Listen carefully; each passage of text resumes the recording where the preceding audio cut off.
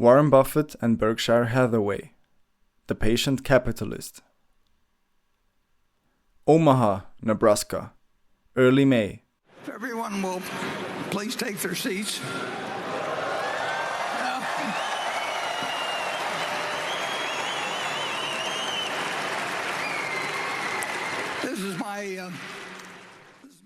This is not a basketball game. It is not a rock concert. It is the annual meeting of Berkshire Hathaway. Tens of thousands of people have flown to the middle of the United States to sit in a giant arena and watch two elderly men on a stage answer questions for hours. No pyrotechnics, no product launches. Just talk. One of those men is Warren Buffett. He's about to spend the day explaining, in simple, homey language, how he has turned a failing textile mill into one of the largest and most admired conglomerates on earth. The magic trick he keeps repeating is almost offensively simple. Buy good business, let them run, don't panic.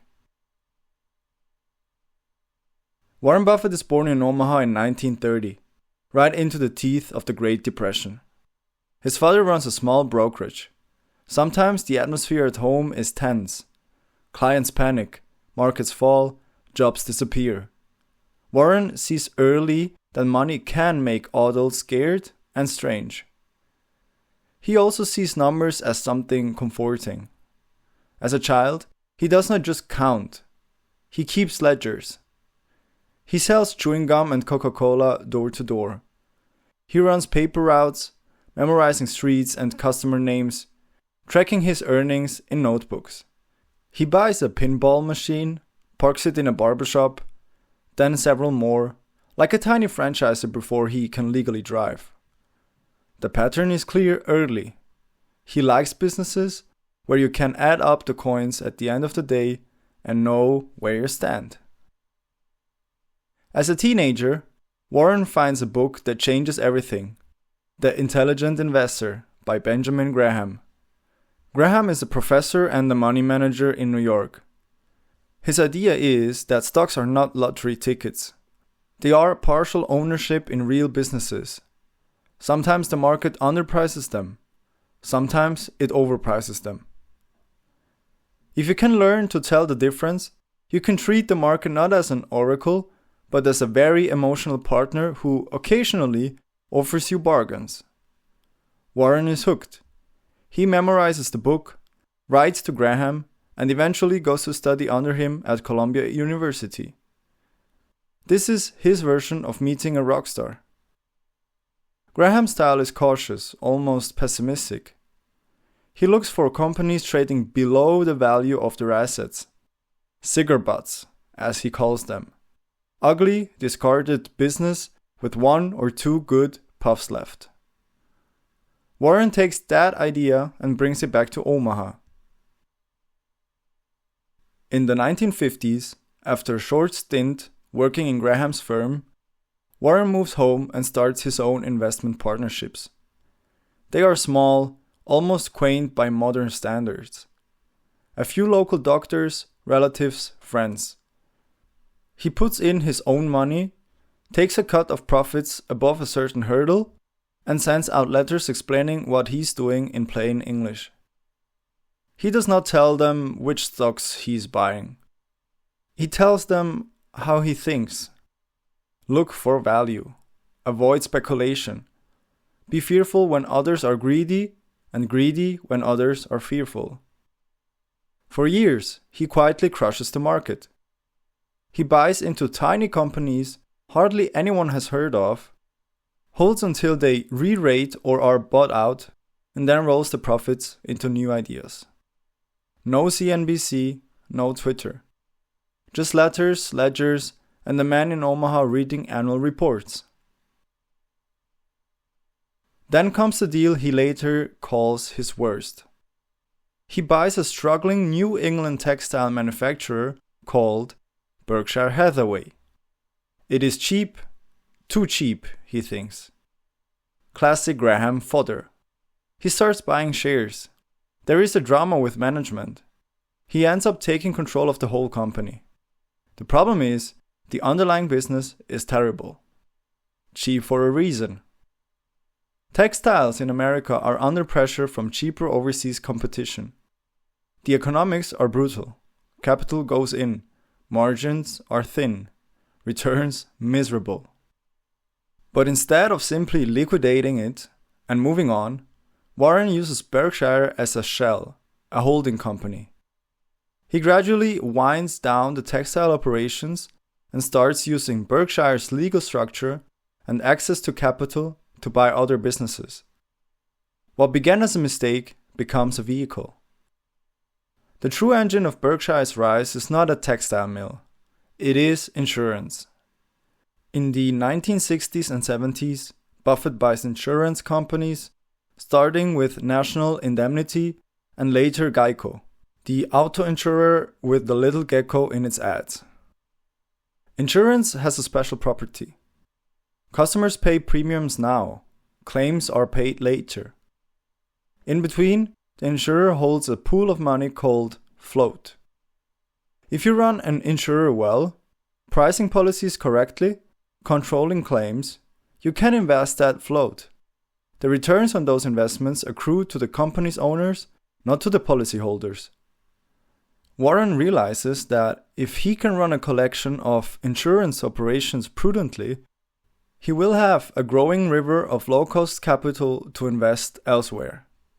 Other people's money, entrusted to him, that he can put to work in stocks and whole businesses, while still being able to pay claims as they come due.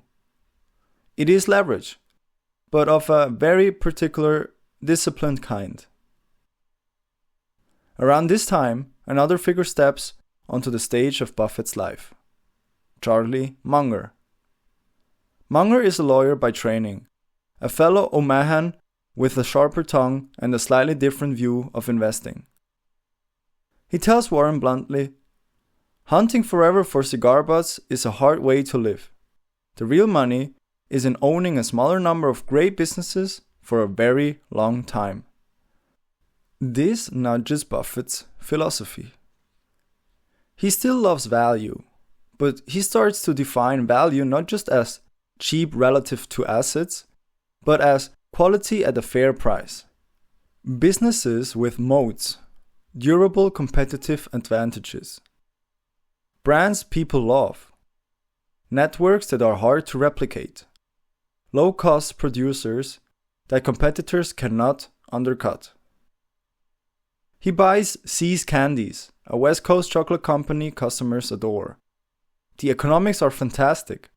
People pay more than the cost of ingredients for the brand and experience. The company does not need much capital to grow. He buys more of Geico, eventually the whole thing. He buys stakes in Coca-Cola, in newspapers, in precision manufacturing companies. The pattern is the same. Strong franchises, honest management, reasonable or better prices. Then, wait. By now, Berkshire Hathaway is not really a company in the traditional sense. It is a collection of dozens of companies. Railroads, utilities, insurance, retail, manufacturing, service businesses. Many of them are wholly owned, with their own management, brands and cultures. Berkshire's headquarters in Omaha has a famously tiny staff for a company of its size. There is no central HR department telling a carpet company in Georgia and an insurance firm in Maryland how to run their day-to-day. Buffett's model is delegated capitalism. He buys businesses with leaders he trusts, then leaves them alone. In return, he expects honest reporting, sensible capital allocation, and a phone call when something big is going wrong. Profits in the form of dividends or retained earnings roll up to Berkshire, where Warren and Charlie decide where to deploy them next. Over time, this creates a kind of internal market. Cash from a Nebraska furniture store might end up helping buy a railroad or a stake in Apple. One way to understand Berkshire is to imagine a snowball rolling down a hill. At first, it is small. Every new bit of snow is noticeable. But as it rolls, it picks up more and more, and its own weight helps it compress and gather even faster. Returns on capital compound. Profits are reinvested into things that make more profit. The numbers become surreal when you graph them. A dollar invested with Buffett early in his partnership days explodes, over decades, into sums that feel like typos. From the outside, this looks like genius. From the inside, Buffett insists, it is just arithmetic plus temperament. The arithmetic of compounding. The temperament to stick with it. Buffett's greatest talent may not be picking stocks. It may be ignoring everyone else. He famously does not watch live market ticks all day. He spends hours reading annual reports, newspapers, trade journals. He does not place bets on quarterly GDP or next month inflation print. When asked about the Fed, he often shrugs off the question. He acknowledges that interest rates matter, that central bank actions affect discount rates and valuations, but he refuses to build his world around predicting them. He buys businesses he believes will do well under a range of macro conditions. He does not try to guess the next rate move. He tries to guess whether people will still be drinking Coca-Cola or riding trains or buying insurance in 20 years. His letters to Berkshire shareholders are models of clarity. He explains complex ideas with analogies about hamburgers, farms, and bridge. He tells people that if they are not willing to watch their holdings fall 50% in a crash without panicking, they probably should not own stocks at all. He tells them that his favorite holding period is forever. Ironically, this patience and reserve make him uniquely powerful in crisis. In 2008, when the financial system is seizing up and trust evaporates, Berkshire has something everyone else lacks: cash. While others scramble to survive, Buffett can pick up the phone and offer lifelines. He invests in companies like Goldman Sachs and General Electric through preferred shares and warrants that pay Berkshire rich dividends and give it cheap options to buy ordinary stock later. To the public, he frames it as a bet on America, a statement of faith that the system will endure. To Berkshire shareholders, it is also a fantastic deal. Steep terms, negotiated at a moment when few others have both the money and the credibility to step in. He's not a charity, he's a patient predator. But in being willing to move in when others cannot, he stabilizes as well as profits. It is easy to turn Warren Buffett into a cartoon, the folksy billionaire in khakis and a tie, eating McDonald's, drinking cherry soda, rattling off zingers about the market. Behind the myths, there is a more nuanced person. He is intensely competitive, devouring information to maintain his edge. He is self-depreciating about his misses, like avoiding most fast-growing tech for decades, but also stubborn about his circle of competence. If he doesn't understand it, he passes. He has a complicated personal life, marked by a long, unconventional marriage, close friendships, and a late public turn towards philanthropy, pledging to give away most of his wealth. He has strong opinions about leverage, derivatives, corporate governance, and the dangers of short-termism.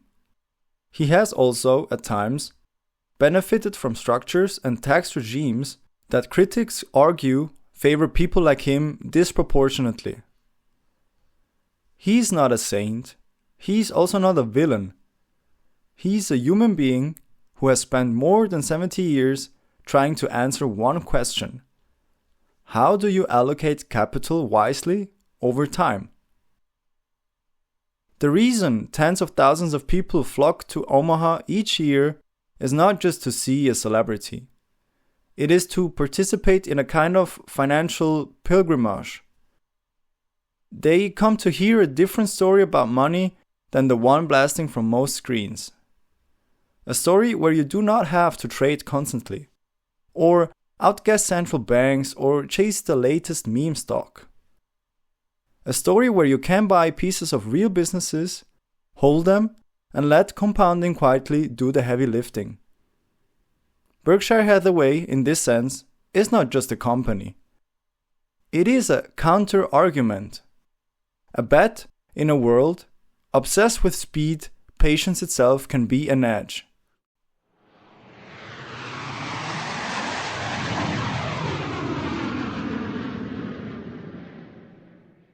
But there is another world out there that sometimes feels like the mirror image of Omaha. A world of glass offices on the West Coast, not brick buildings in Nebraska. A world where the goal is not to buy established businesses with steady cash flows, but to fund risky ideas before anyone knows if they will work. Where do you not demand profits today or even next year because you're betting on networks and software and scale that could, if they hit, redraw entire industries? Instead of cherry cokes and railroads, the props are pitch decks and hoodies. Instead of dividends, there are cap tables. The people in that world are not patient in the Berkshire sense. They are impatient on purpose. They want to move fast, break things, pivot, chase product market fit.